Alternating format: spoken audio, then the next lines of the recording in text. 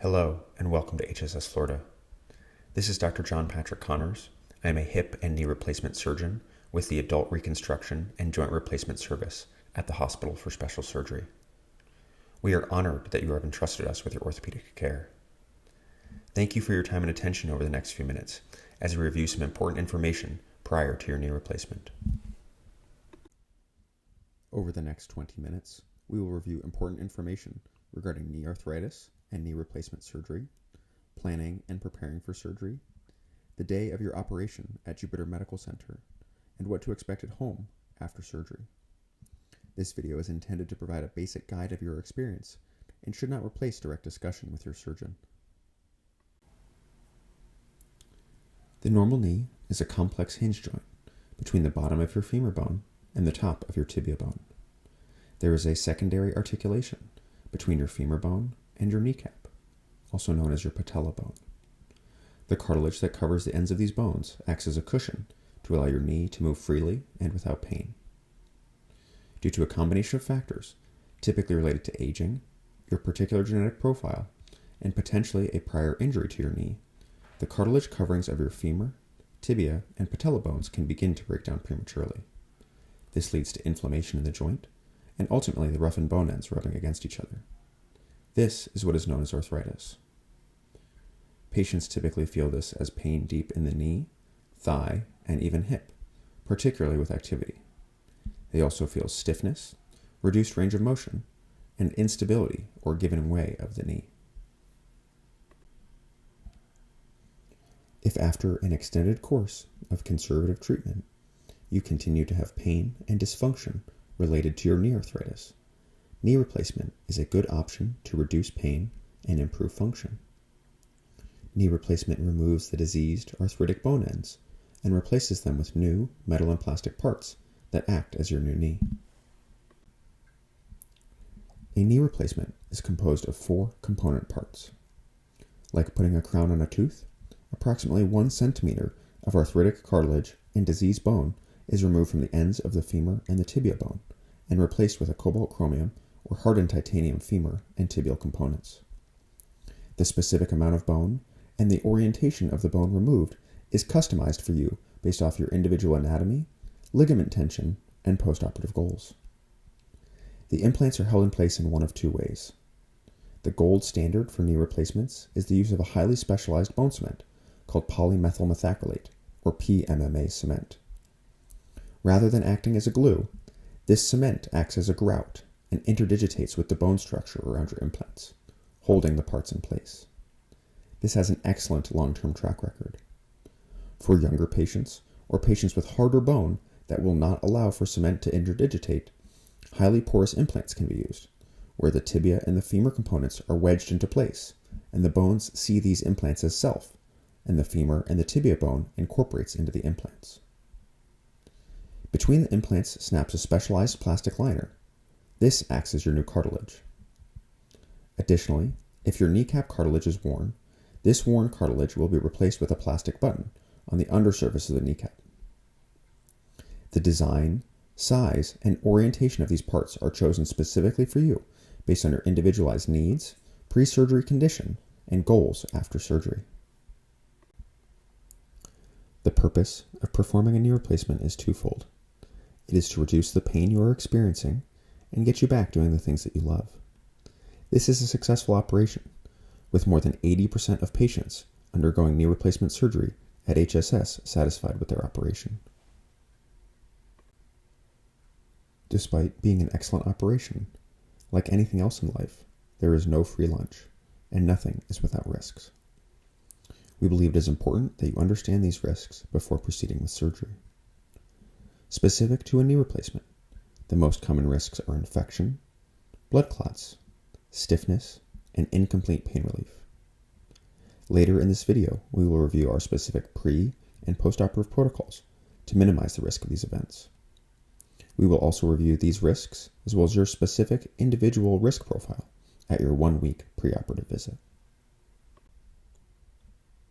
While successful knee replacement has been performed for many years with the use of manual instrumentation, for select patients, I will recommend the use of robotic or navigation-based technologies during your knee replacement. The use of robotics allows me as a surgeon to be more precise, which is most important for patients who would benefit from alternative alignment philosophies.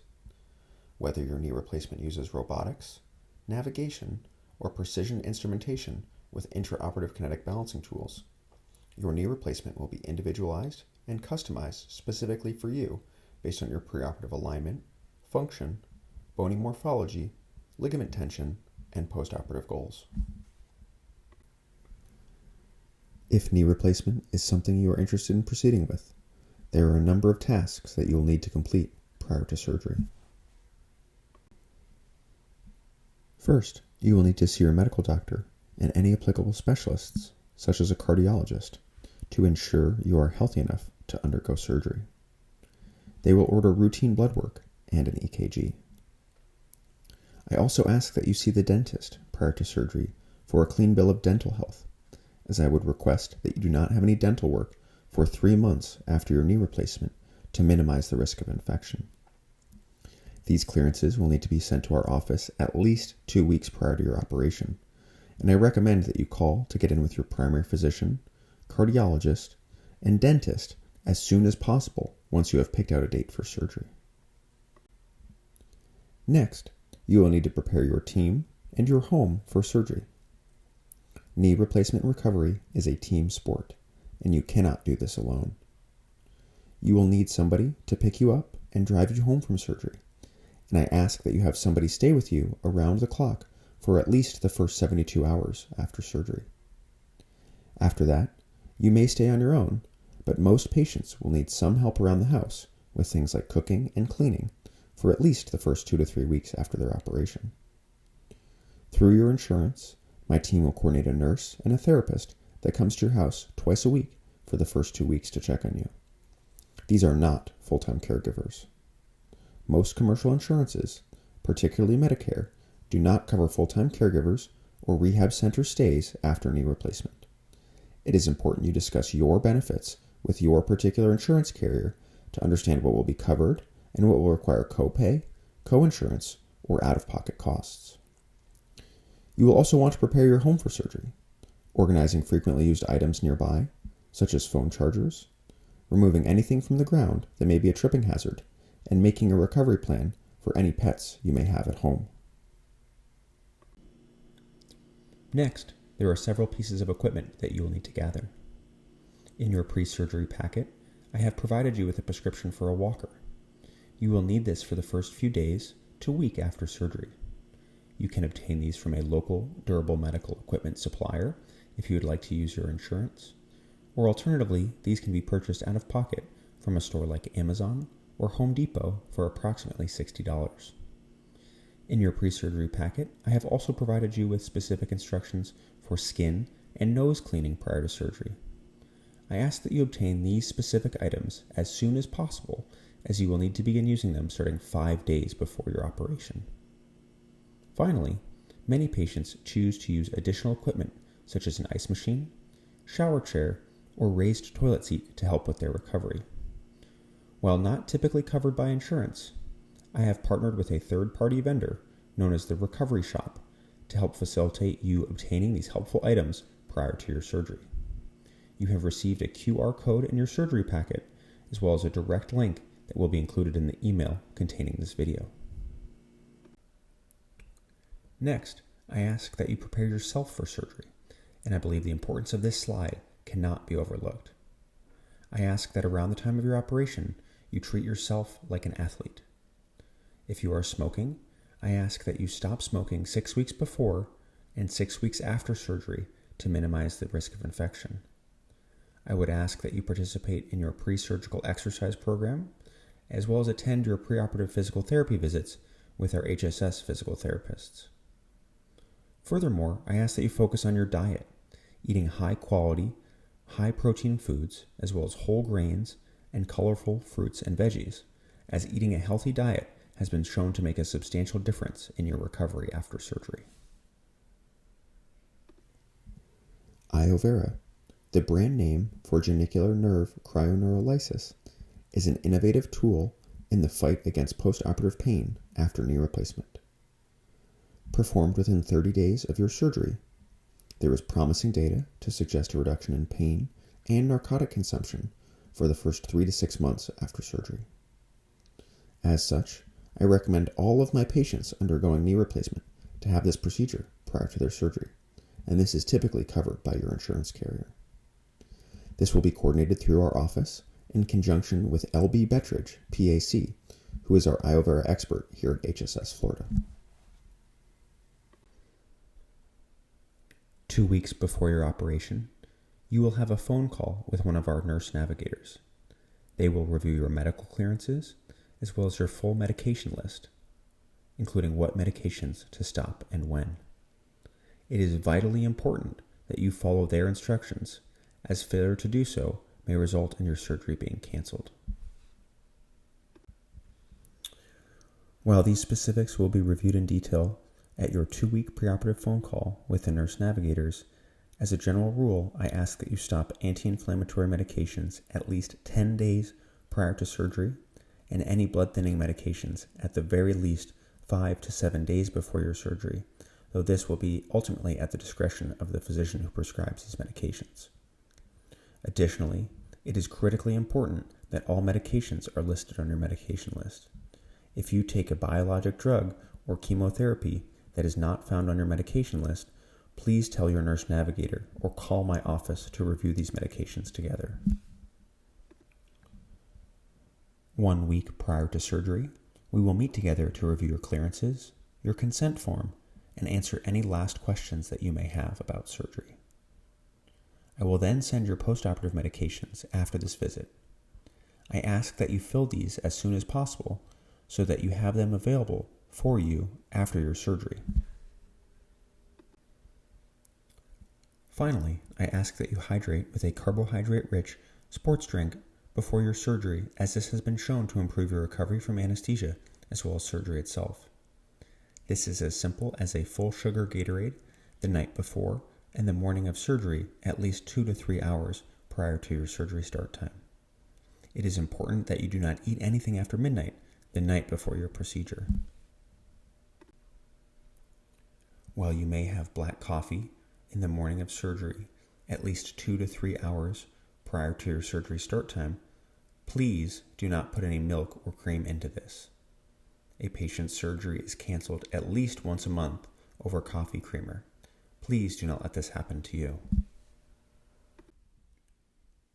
The day of surgery is an exciting and nerve-wracking time for patients and caregivers alike. It is quite normal to be both nervous and excited the night before and the morning of your operation. Your operation will be performed at the John and Terry Gray Surgical Institute at Jupiter Medical Center. There is a QR code containing a direct link to Google Maps with directions from your current location, and you may find this helpful to put into your phone the night before surgery. When you arrive, you and your caregiver will follow the signs to the main entrance. Once here, you should plan to valet park your car at the main entrance. You will cross through the main double doors and check in with the security desk. You'll be directed to the elevators to your left-hand side, and you will take this up 1 level to the 2nd floor. Once you have checked in on the 2nd floor, your caregiver will wait in the waiting room while you are brought back to the preoperative area. Here, you will change into a surgical gown and have an intravenous line placed for medications. I will see you before the operation for some last-minute paperwork, and you will meet with our wonderful anesthesia team to review your individualized plan for anesthesia. For a knee replacement, this typically includes a spinal anesthetic as well as light sedation, minimizing the amount of general anesthesia that you need. You will also receive a nerve block before surgery, which typically lasts for about 24 to 36 hours after your procedure. When it is time for surgery, you will be brought back to the operating room. There are lots of people and lots of activity going on, but all is focused on helping you. After your anesthetic medications are given, you will be positioned on a table specifically designed for knee replacement surgery. The surgery itself takes me about 45 minutes to an hour, and from the time you enter the room to the time that you return to the recovery room typically takes about 2 hours. In the recovery room, your nurse will monitor you as you wake from anesthesia. Once you are adequately recovered, a physical therapist will come to your bedside. He or she will teach you how to walk with a walker and get in and out of bed. Once you are comfortable, you will be discharged home. This is typically about 4 to 5 hours after arrival to the hospital. After discharge, while the hardest work for me is over, the hard work for you is just beginning. The first few weeks of recovery after a knee replacement can be quite challenging. Over the next few slides, we will review your experience at home to make your recovery as easy and as seamless as possible. At home, I want you to take it easy for the first 2 weeks. I expect pain, swelling, and bruising, particularly worse on days 2, 3, and 4. Icing and elevating as much as you can help keep the swelling down. Take your activities slow for the first 2 weeks and follow the instructions of your home therapist. I find patients who overdo it in the first 2 weeks actually tend to slow their recovery down due to their increased swelling. Despite the number of different ways that we have to control pain before, during, and after surgery, there are no two ways around it. Knee replacement recovery is painful. I expect you to have pain after your operation. Ice, elevation, and relaxation are all excellent ways to help with the pain over the first few weeks. You will have a number of different pain medications prescribed for you, and I expect that you will need them for at least the first few days to few weeks after your surgery. Ice and elevation are highly important and often underutilized means of controlling pain and swelling after surgery. In the first 2 weeks, there is no amount of icing or elevating that I would consider too much. When you are elevating, it is important that you elevate your operative limb higher than the level of your heart. This means putting your toes above your nose. If you notice swelling in your knee, ankle, or foot, you are not elevating enough. Nausea can be quite common in the first few days after surgery. Please follow these tips, particularly eating small, dry, bland meals for the first several days. Included are a list of foods that can help with nausea, including dry toast, crackers, pretzels, or applesauce. Constipation can also be quite common following a knee replacement, particularly when you are taking narcotic pain medications. Make sure you are drinking enough water, and be sure to take your stool softeners as prescribed to prevent constipation while you are on narcotic pain medicines. If you are having a hard time going, over-the-counter Miralax, prune juice, or simply black coffee can be good options to help you go. A deep vein thrombosis, or DVT, is a rare but potentially dangerous complication after orthopedic surgery, particularly after hip and knee replacement. You will be prescribed DVT prophylaxis medication prior to your surgery. This will be based off your individualized risk profile for clotting. It is important that you inform our office of any personal or family history of blood clots, hormone replacement therapy use, or active cancers prior to your surgery, as these can all increase your risk for blood clots. It is vital that you understand how and when to take your DVT prophylaxis medications, and you should not be discharged home until you understand this. At home, I ask that you take frequent short walks and perform your ankle pumps when icing and elevating to improve your circulation. Please do not hesitate to call our office if you have concern for a blood clot. Next, regarding your surgical dressing. You will be discharged from the surgery center with a soft padding and ACE wrap compressive dressing over your knee. This may be removed the morning after your surgery. Underneath, you will find a waterproof bandage, and you can shower with this on right away. Please make sure this waterproof bandage stays clean and dry. If it becomes soiled or wet, you may change it with the help of your home health nurse. You will remove your waterproof dressing on day 7 after your operation. Underneath, you will find a silk bandage. Please leave this on. This will fall off on its own, typically around 3 to 4 weeks. You may leave this silk bandage open to air, and you can shower with this on. You do not need any additional waterproof coverings for any of your dressings.